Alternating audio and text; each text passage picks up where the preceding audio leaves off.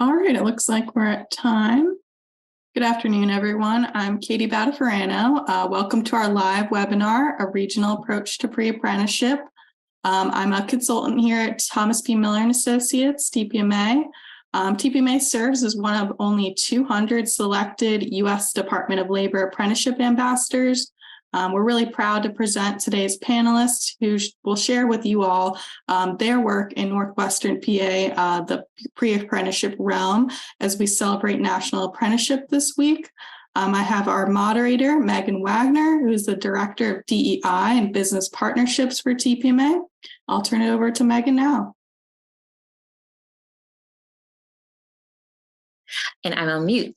Good afternoon, everyone, and thank you so much for joining us here at Thomas P. Miller and Associates. We have a very exciting panel for you this week as we kick off and continue our journey with National Apprenticeship Week, which is very exciting for us. So thank you so much, panelists, for joining us. We'll take a moment now so you can introduce yourselves. Danielle, if you'd like to kick things off. Sure. Hi, everyone. I'm Danielle Demirovich. I'm the Pre-Apprenticeship Manager at the Apprenticeship and Training Office within the Pennsylvania Department of Labor and Industry. I manage all of the pre-apprenticeship programs for the state of Pennsylvania, so I help with the building and the maintenance of the programs across the state. We currently have 96 programs registered and about 55 in process, so that's quite a bit. And I'm really excited to be here. And thank you, Megan. Thank you. Thank you so much. Kevin? Hey, good afternoon, everyone. My name is Kevin Sprong. I'm the director of the Crawford County Career and Technical Center, and we are located in Meadville, Pennsylvania. Tony, and thank you, Kevin. Yeah, good afternoon, everyone. I'm Tony Miller. I'm the administrative director at the Mercer County Career Center. We're located in Mercer County, Pennsylvania, or Mercer, Pennsylvania, and we service 12 districts in the county.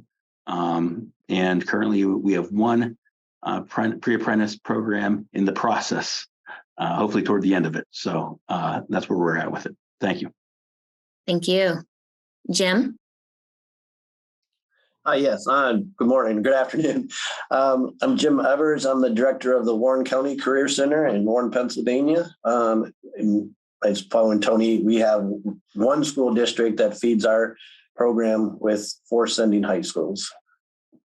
Thank you. And last and surely not least, Susan. Hi, good afternoon, everybody. I'm Sue Bogert. I'm the supervisor of vocational education with Corey Area School District. We are located in the southeast corner of Erie County, and we are a comprehensive high school. So our students, only our students attend our career and technical education programs. So we definitely have a challenge with maybe getting some other pre-apprenticeships into our district, but thank you. Thank you. Thanks again to our panelists and those who have joined in with us to participate in this fantastic webinar about pre-apprenticeship.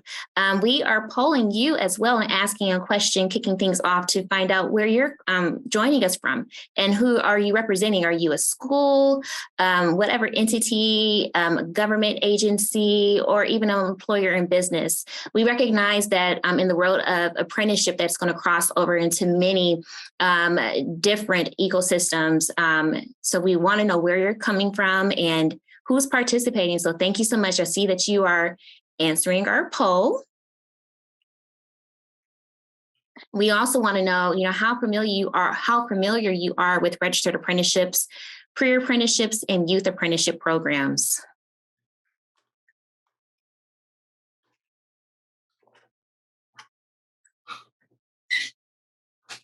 All right. See, the numbers are still rolling in. We have a lot of people that have joined us today. This is exciting.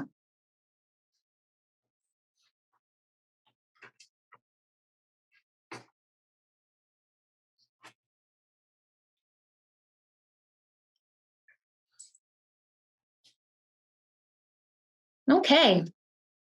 Steve, I think then we can go ahead and start kicking things off with our questions. Thank you so much. See a lot of folks from the education sector representing city or state organizations. And very cool, around 31% who understand or are familiar with registered apprenticeship programs and youth programs. So very cool. Thank you. All right. So let's get to the fun. Let's kick off some questions. Danielle, I'm going to come to you first, representing the state office in Pennsylvania. Can you share with me currently, how many registered apprenticeship programs and pre-apprenticeship programs, do we have in our state that are active? Yeah, sure. So I did mention this earlier. We have 96 programs registered, about 54 in the building process. Most of them, I would say approximately 86 are active. The pandemic definitely took a toll. So pre-apprenticeship is not just for students, but a lot of our programs are with schools and CTCs. So that was one of the biggest reasons that there was a definite dip in participation. And some programs, because of how the education landscape changed because of the pandemic, then also the program landscape had to change as well. So a lot of programs are actually kind of trying to recover from that. So. No, and thank you for that. And understanding this too, and I should have kicked it off this way and asking for those who may not be familiar, but can you share with us the components of a pre-apprenticeship program and really to how that segues and how it's connected to then registered apprenticeship programs and the benefits of them? Sure. Do you want me to start with registered apprenticeship or just start with pre-apprenticeship? Whatever you feel fit, it's fine. Okay. So I'll touch on registered apprenticeship. The registered apprenticeship in the state of PA is, it's an employer-driven learn while you earn training model. It is specific to an occupation. And so an apprentice is a full-time paid employee from the start of the program. And then the program does involve progressive wage increases along with skills or competencies gained or program hours logged. Programs can be 1 to 6 years. They combine on-the-job training with classroom learning and job-related technical instruction. So probably what I consider to be the best part of registered apprenticeship is the mentorship. So an apprentice should have a mentor or more throughout the duration of the program. And then upon completion, apprentices receive a national portable credential, often called a journey worker certificate. And so the reason I wanted to start with apprenticeship is because of the first element of pre-apprenticeship, which is its connection to an existing apprenticeship program into which successful pre-apprentices will advance and potentially gain advanced standing. So it's essential that a pre-apprenticeship sponsor identify a registered apprenticeship early on, even if the registered apprenticeship is still being built, just because there's little point in developing a curriculum without having a verbal agreement with the employer or employers who are going to put the time, money, and effort into accepting some of the pre-apprentices. And then the elements of curriculum are approved training and curriculum, and then hands-on learning with a career focus. This simply means what we at the Apprenticeship and Training Office require is that there is classroom learning and there's hands-on learning.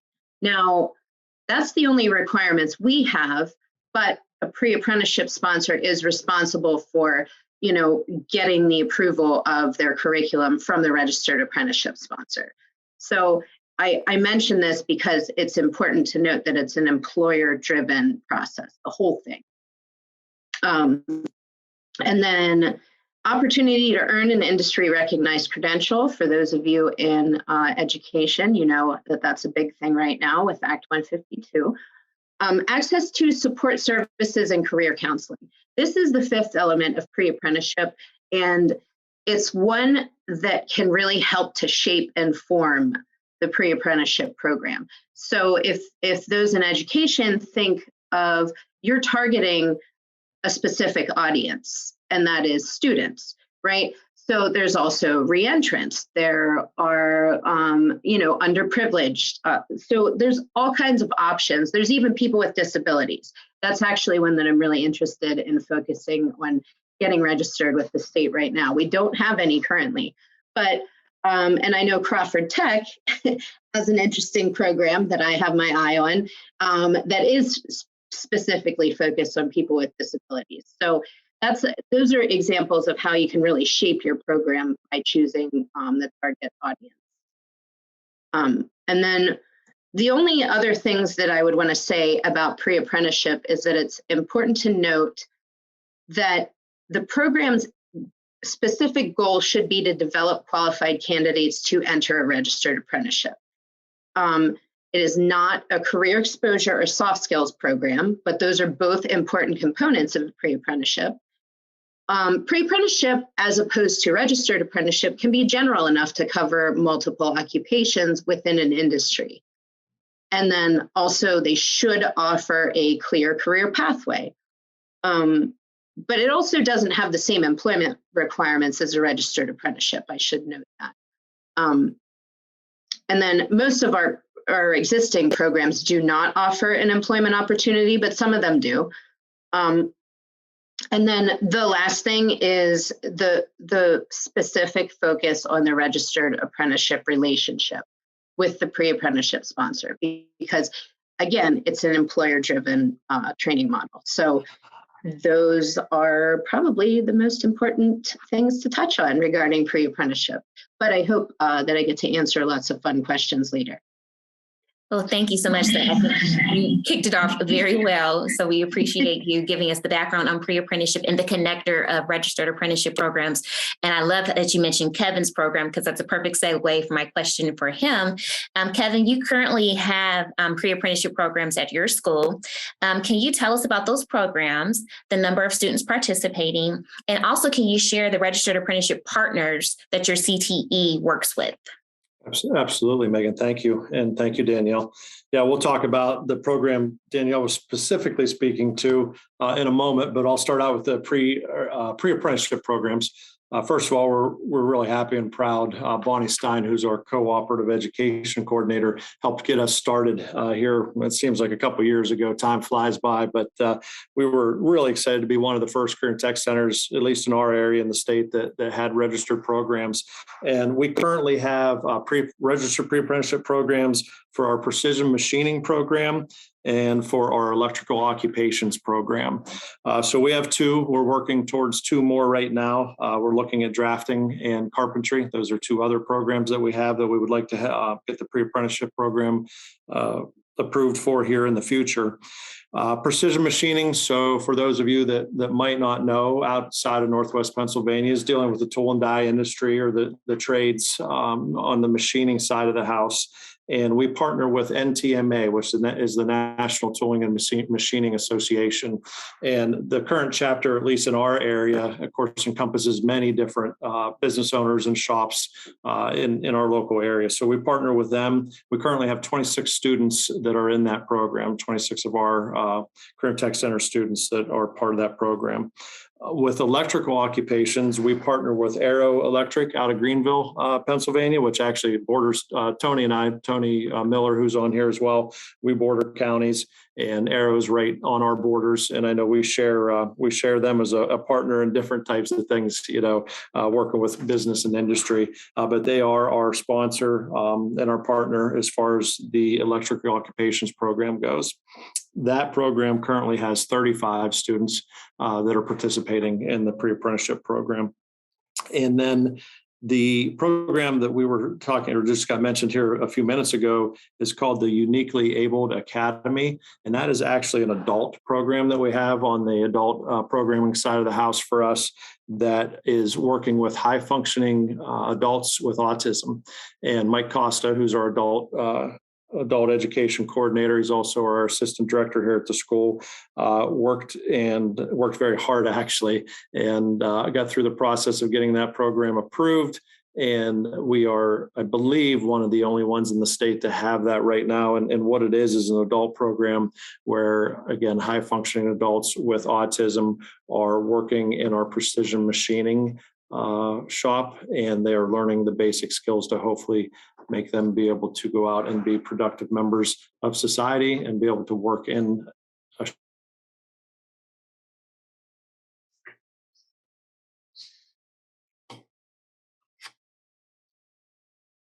Can everyone see me on my end? Okay.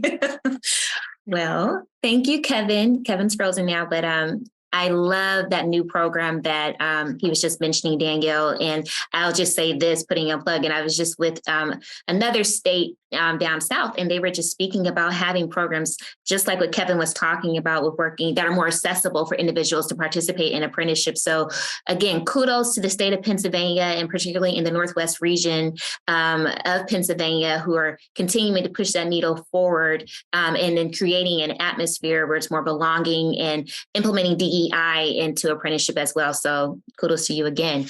Okay, well, then we'll kick it off to Tony. Tony, this was your idea to address pre-apprenticeship with a regional approach. Can you share with the audience your vision for that approach and what excites you the most about pre-apprenticeship opportunities?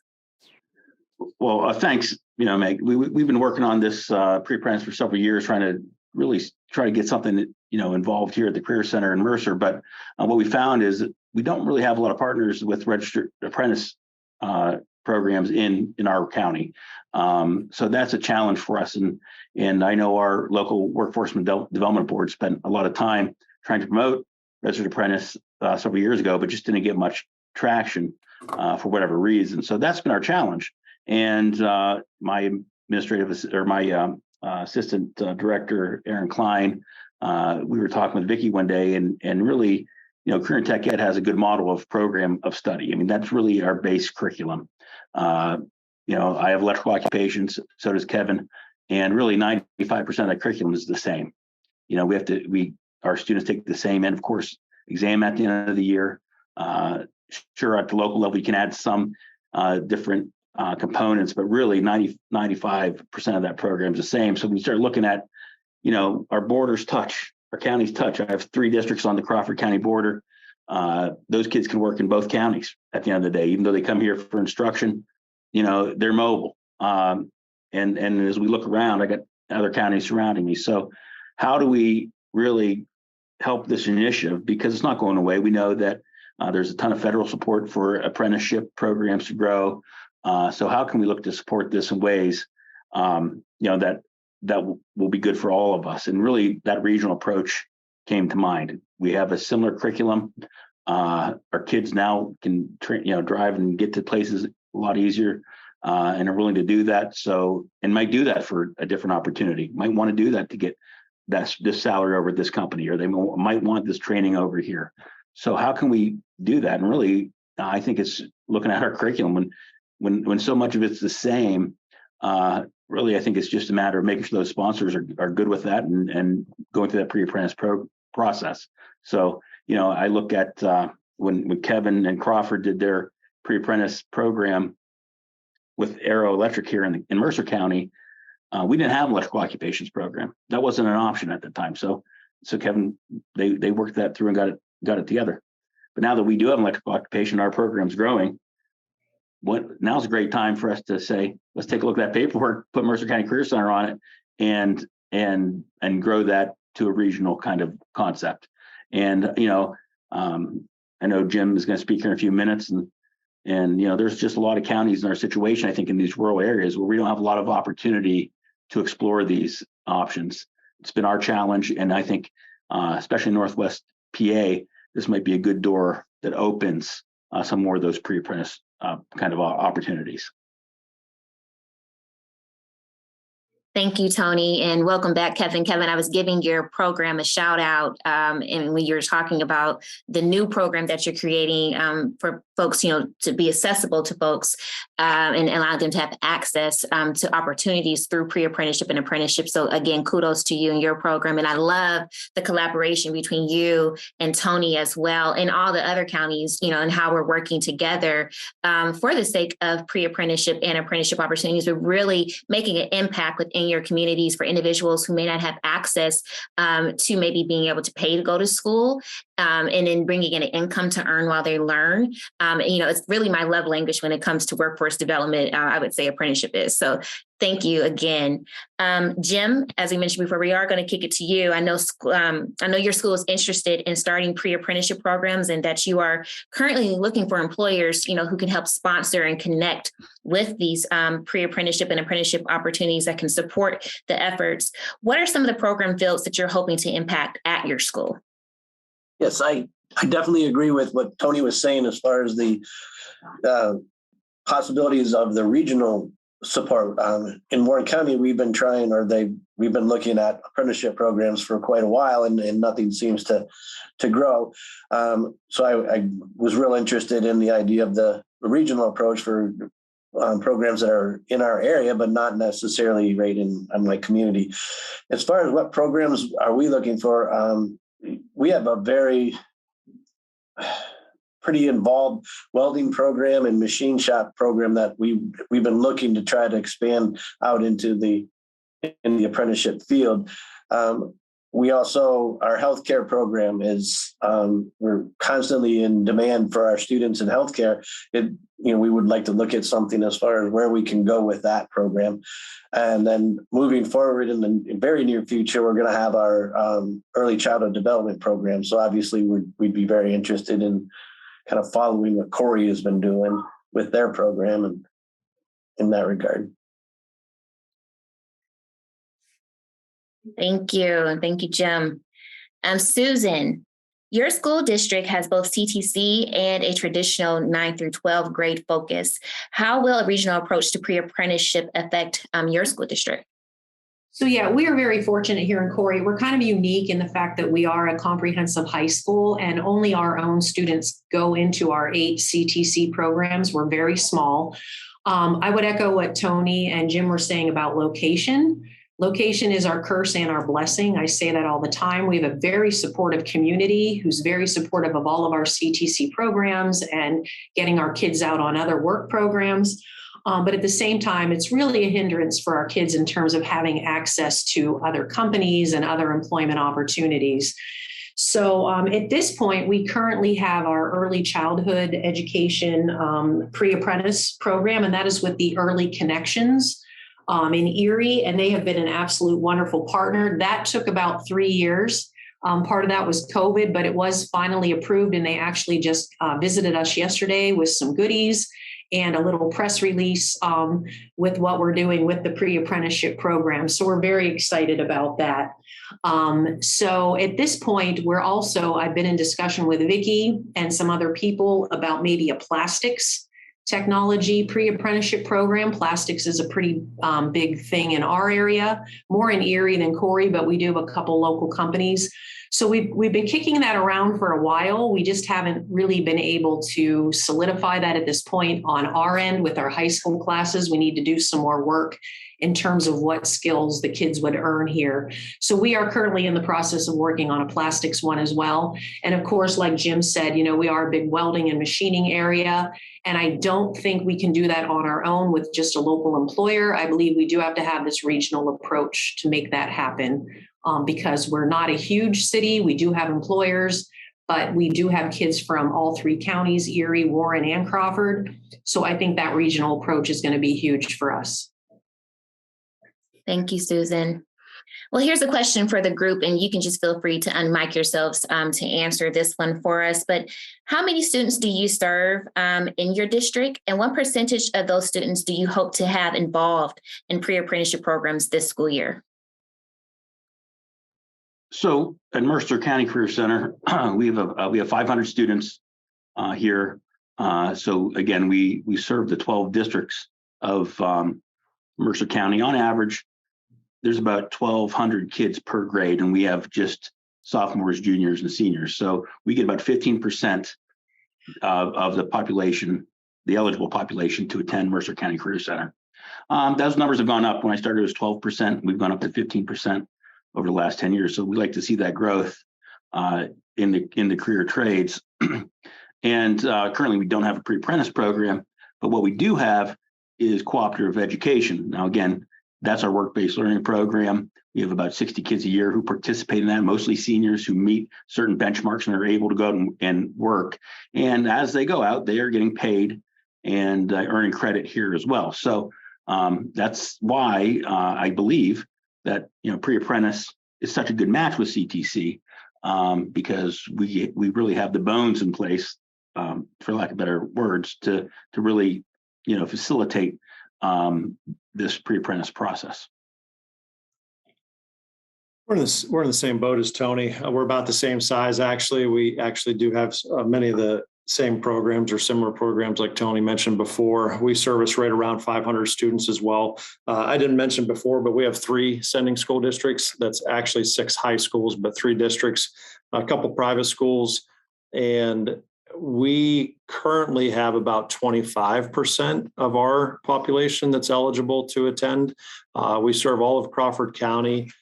We share a little bit of that with Titusville and Venango Technology Center, as they have a piece of Crawford County down in the corner. But with that being said, with our 50 plus students right now, we're 10% as far as serving pre-apprenticeship students with the pre-apprenticeship programs. We're looking at hopefully doubling our pre-apprenticeship offers. We hope for sure that doubles our numbers, so we'd like to be up, serving maybe that same 25% or more students with the pre-apprenticeship program for all the reasons that we've talked about today. So we're excited about that. We have changed. I know Tony has as well. We have 2 new programs this year, another new one starting next year. We've replaced some programs, things that haven't been done, quite honestly, around our area for quite some time until just recently with some of our schools. And we're all very proud of that. And obviously looking at the needs of our communities and obviously having the same programs and the way the communities have changed, that wasn't footing the bill. So we have certainly made plenty of changes, and we want to look into maybe potential pre-apprenticeship opportunities for some of those new programs as well. We just brought on HVAC, heating, ventilation, air conditioning, and also veterinary technology. And we're bringing in another medical program on the rehabilitative sciences, sports medicine arena next year. So things are growing, and we're hoping pre-apprenticeship is going to be a part of that.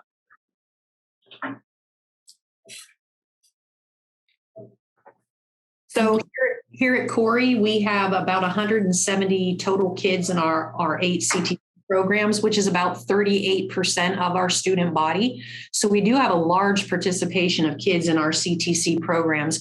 Right now, with just our 1 pre-apprenticeship program, we have about 12 girls currently in early childhood education that are taking advantage of that pre-apprenticeship. So once again, if we can get that expanded into our welding and machining and healthcare, that could easily benefit another, 60 to 70 kids. So we hope to grow that. Thank you so much. I mean, I can foresee, as you mentioned, the different occupations, Kevin, that are, the innovative occupations that are coming down the pipeline. I know conversations that we've had internally here at TPMA and even with other clients that we're meeting with on a regular to discuss apprenticeship programs around broadband being an opportunity of creating programs around that. That's going to be another big one that's going to be hitting, I would say now. So. Yeah, very cool opportunity for the kids and anyone interested in going into that field.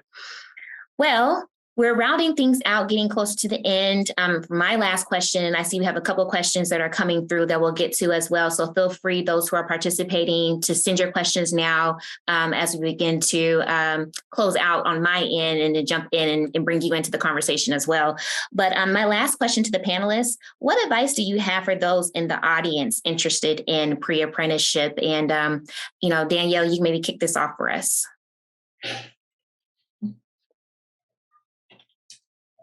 Sorry about that. Yeah, it's just what I stated earlier. I really think that targeting a specific population is a pretty crucial part of developing your program. And once you do that, I think things will take shape a little bit faster and easier, especially if you already have a registered apprenticeship sponsor. So if you have your employer or sponsor that you're working with for the registered apprenticeship and a target population, it should be fairly easy going from there.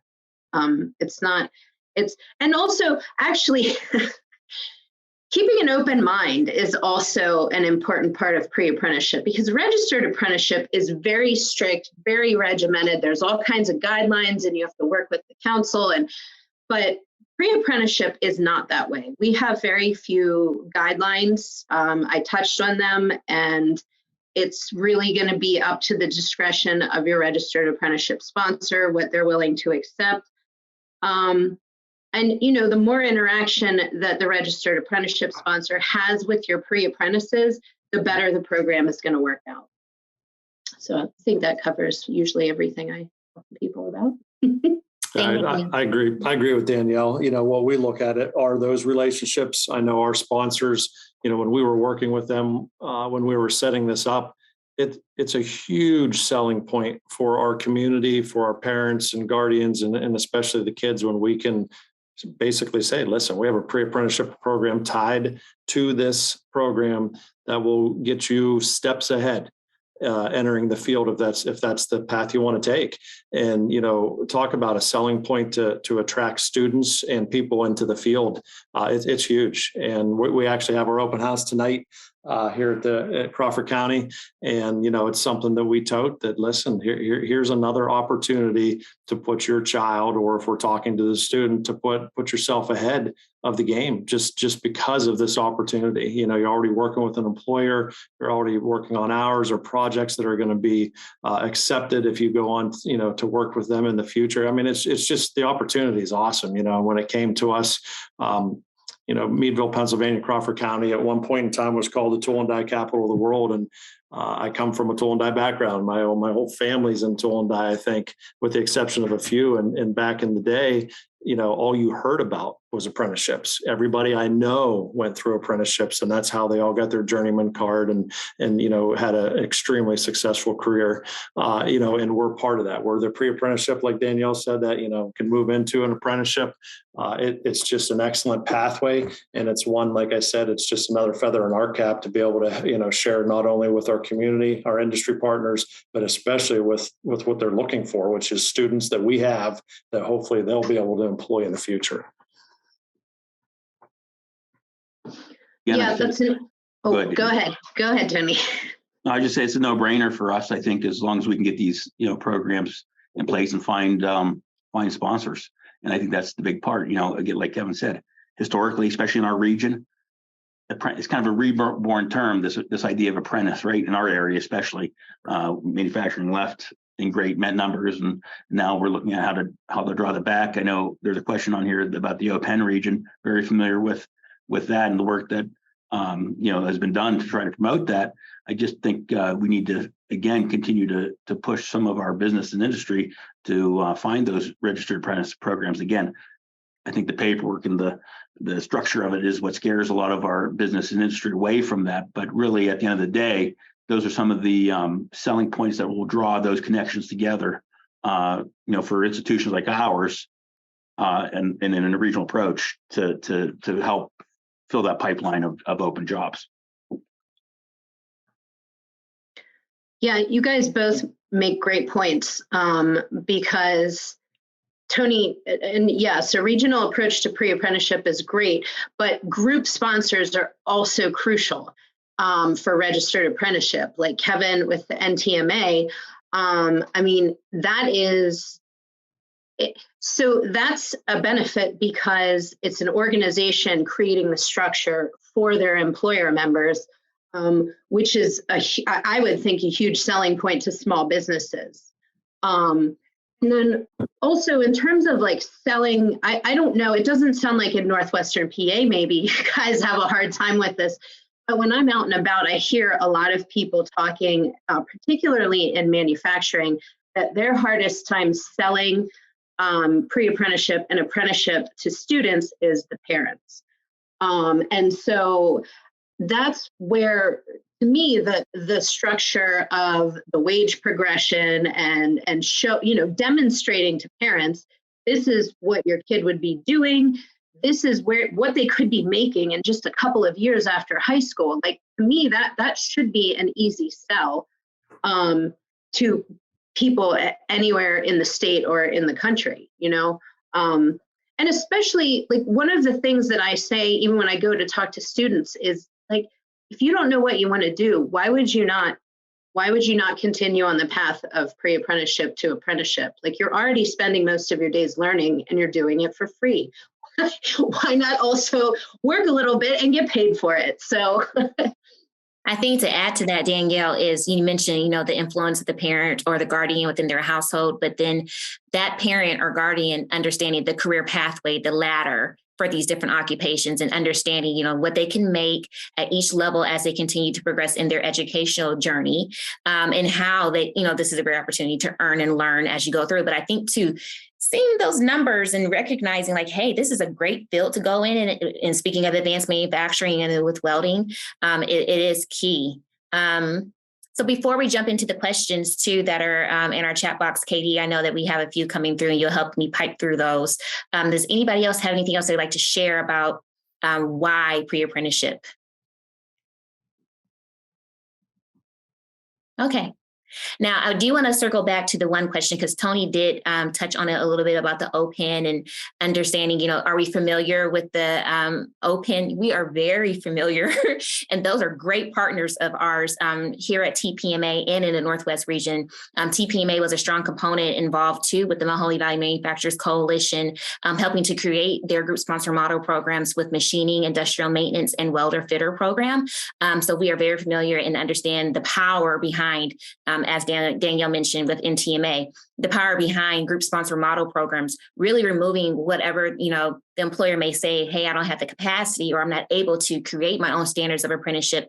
That's a great pathway for an employer to get folded into this movement of apprenticeship and have an apprenticeship program already in your pocket where you just sign on the dotted line because the standards of apprenticeship have already been approved by the state of Pennsylvania and ready to go to place apprentices in the program. So getting connected is something that I would suggest that you do. It would be remiss of me not to plug that because it's already done for you. And we have a lot of schools here on this platform right now who are connected to some of those programs that you can easily have a pre-apprenticeship connected as well to your apprenticeship program and build your talent pipeline as you continue to grow and grow your own, if you would say. So shameless plug, but had to say it. Katie, so I see we have a lot of questions coming through.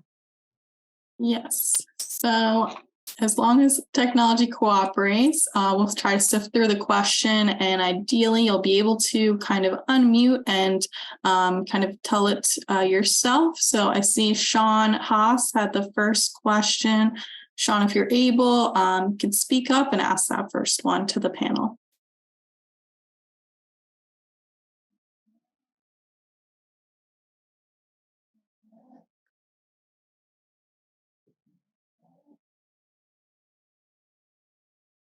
Okay, I will read it off then. No problem.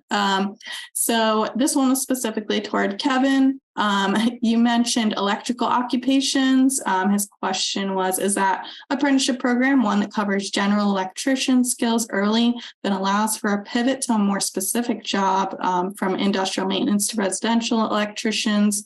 And he's coming from Indiana and just looking for some more information. Fantastic. In fact, Tony and I are going to be in Indiana on Friday. So great question. You hit the nail on the head. Our electrical occupations program, and again, dealing with the program of study that's created through the Department of Education is exactly that. It is a generalized program to cover mostly residential skills, mostly residential electrical skills, but they do touch on commercial and so on.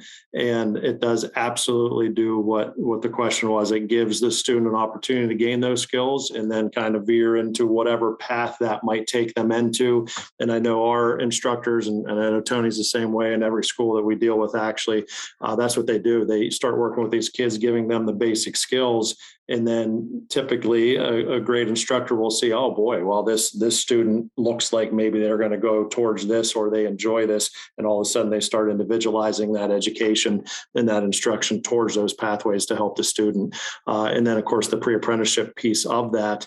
Aero Electric works with us on our curriculum. We discuss that and what they would give credit for, or hours for, if you will, and we work together on it. And again, most of our partners, Aero, whether it's for the pre-apprenticeship or other partners for like our co-op students and so on, that's what they're looking for. They want those generalized skills to get them out in the workforce, and then they'll help train them in whatever direction they want to do.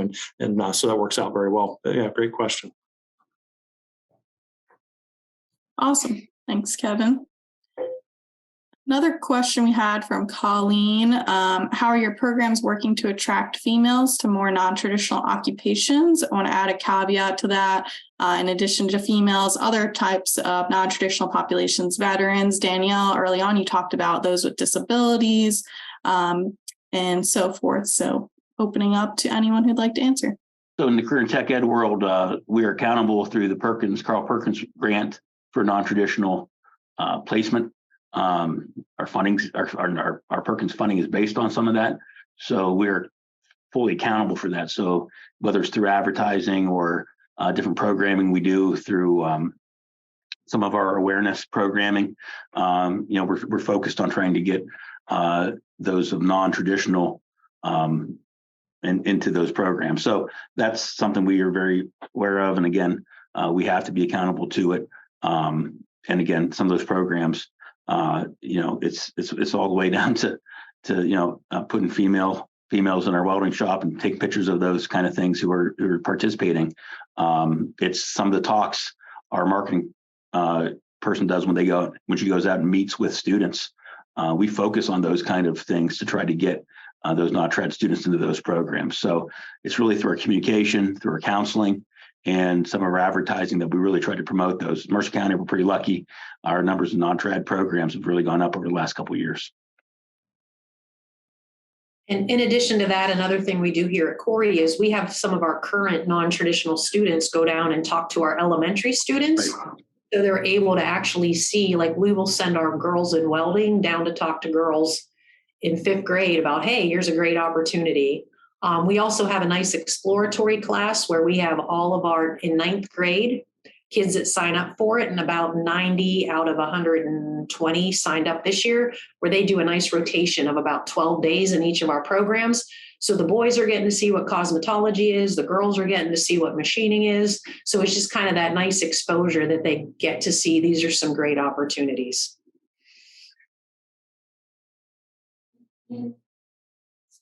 Nice. Thank you. Another question was in regards to kind of the tracking. So does anyone use software to track work-based learning, internships, hands-on experience? I think this certainly applies to apprenticeships and pre-apprenticeships, that kind of background with administrative type work. So if anyone wants to open up on kind of what they do to track everything.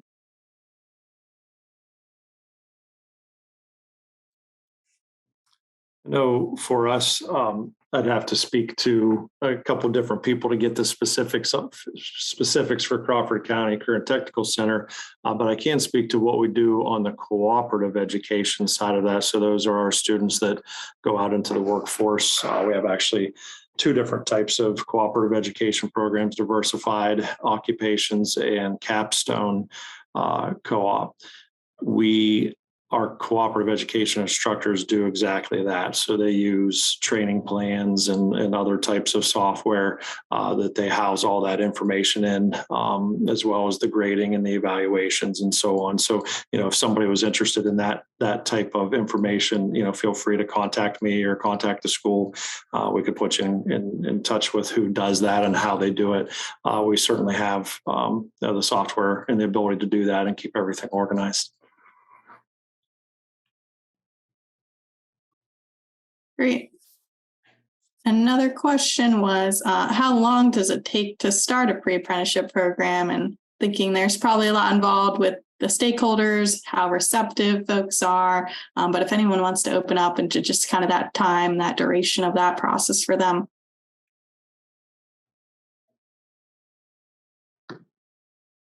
I mean, I can talk about what happens on the administrative side for when someone submits their paperwork. It's just a matter of, I will review and make suggestions for revisions. I do that up to 3 times. And then after the 3rd time, I meet with everyone that has been working on the paperwork. And then we finish it, we finalize it together.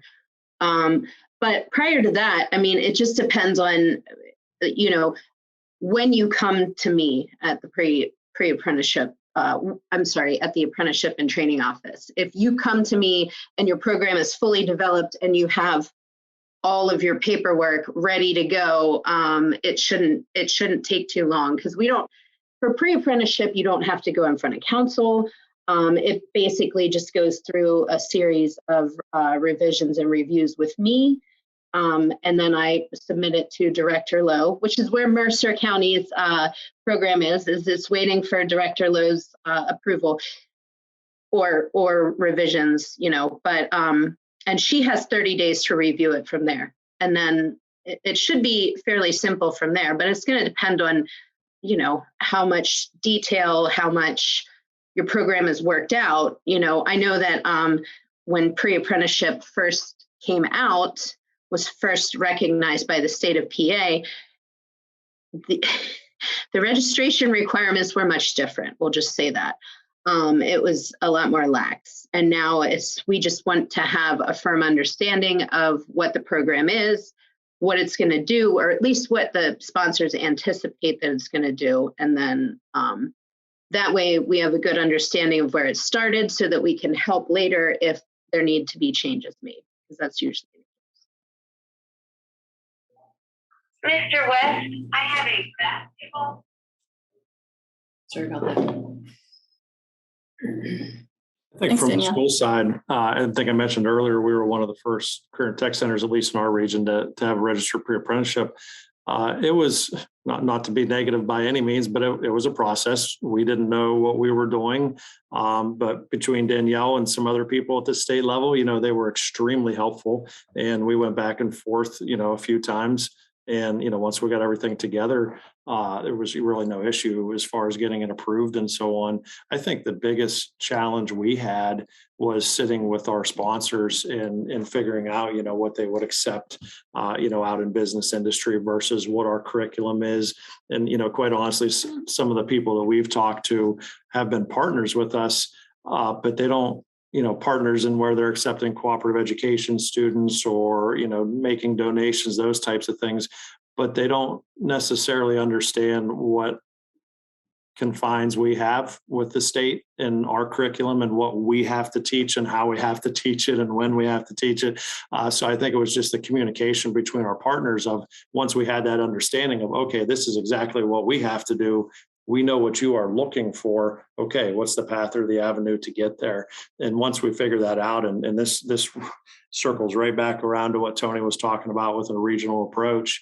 You know, once we did it, you know, then we're talking to the other current tech centers in our area saying, listen, here's what we did. It worked. It's approved. We're working with some of the same businesses, actually. Why wouldn't we do this together, or, you know, and just duplicate things because it works. And once it's approved, I know Danielle can speak to that obviously more than I can, but once we're checking all the boxes and meeting all the regulations and stipulations that we have to, it's, you know, let's move on and do it. So really not hard. It was just new to us, and like anything new, you know, you have bumps and challenges, and now it's just like, okay, let's get it done and move forward. So. Yeah, I think that's a good segue to this question about how do you sell a pre-apprenticeship to employers and help them understand the value of hiring youth? And I would add that, again, another caveat with youth there and opening up the age group that you can have for pre-apprenticeship. Well, again, I mean, employers right now, I mean, they know it, right? I mean, we have employers in Mercer County. We have manufacturers who are just taking kids right out of high school and training them without, I mean, this is what they're doing. This is how they're getting them in.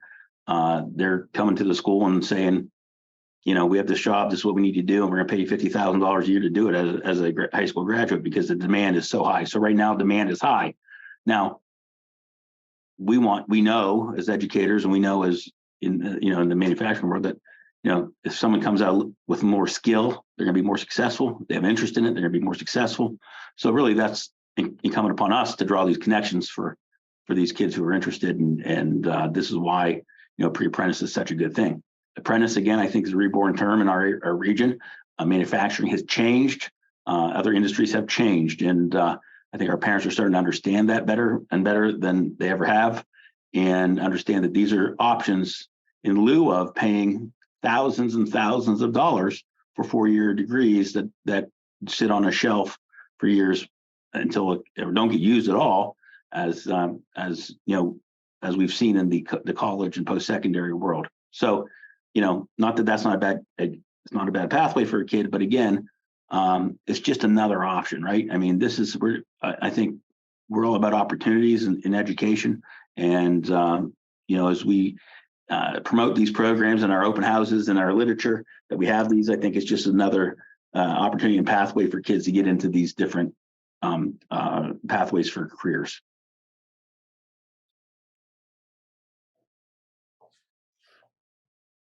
Katie, I think I saw one question about early childhood education pre-apprenticeship program and the apprenticeship, the sponsor. Who again has the early childhood program? That's us. Okay. Yeah. Can you talk a little bit more about that? Yes, that's through the Early Connections. They are the ones who so I can actually give you, I had her do a little background, and it's probably better just for me to read it so I don't mess it up. But what she said was, out of the work of the 1199C Training and Upgrading Fund, a registered early childhood education apprentice program was developed, leveraging partners in the childcare and higher education field.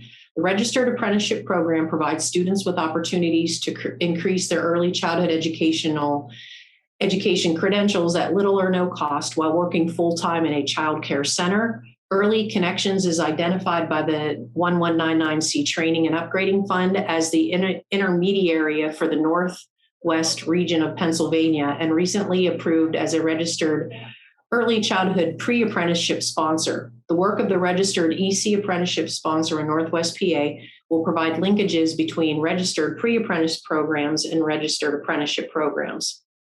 And she's saying this will identify the extreme shortage of early childhood educational professionals in the area.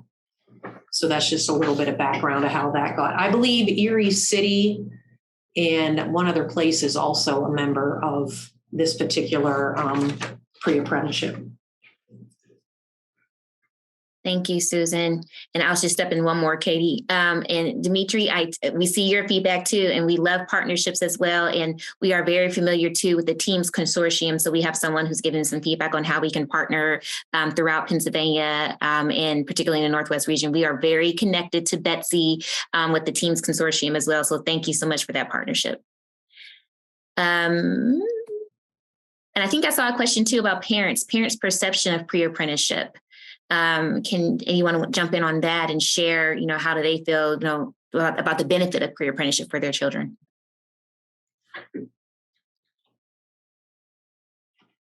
I can jump in, and Kevin, I see you unmuted, but again, I think we're seeing this need. Our employers are seeing it, they're talking about it. Again, our region has changed in manufacturing and healthcare, and those things have really driven this change, and there's a need for it. So, that I think we've seen, current tech ed has had a stigma. That's not a secret.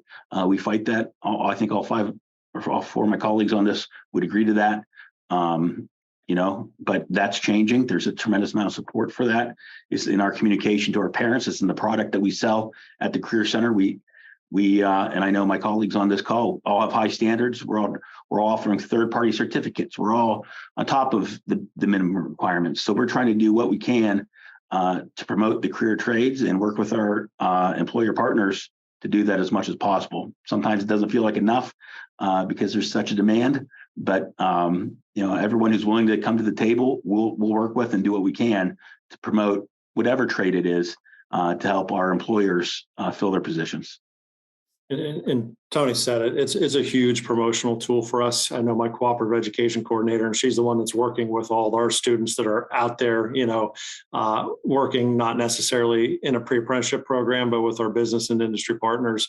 And she's the one that came to me and said, Kevin, why wouldn't we do this? We need to promote, we need to market, we need to get that parental or guardian support, because as we all know, if we don't have that, then we don't have those students. And so for us, and I think Tony talked about it as well here, apprentice for our area is a word that when you start talking to the people of our age, everybody knows apprenticeship or journeyman. I mean, even if you don't have a family member was in or is in some of those areas or those trades that had those apprenticeships, people know what it is. And there are people that have led very, very good lives up here and supported their families and so on by going through an apprenticeship program.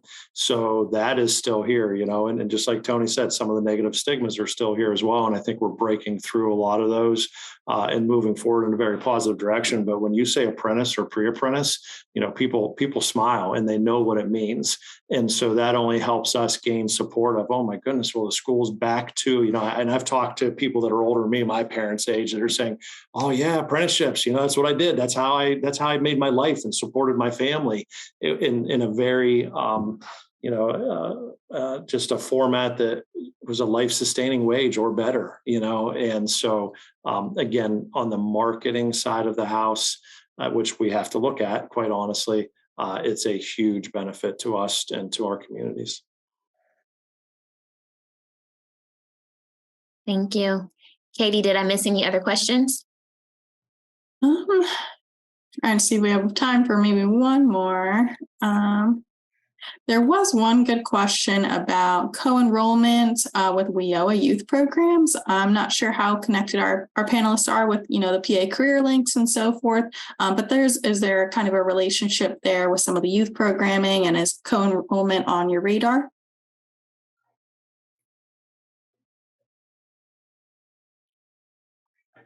So, we just in work-based learning in general, we don't have a ton of WIOA students supported through work-based learning. So I think we have it in small groups. I think some of our early childhood education students are qualified for WIOA for some of that to offset wages a little bit in some of their training programs, almost like internship.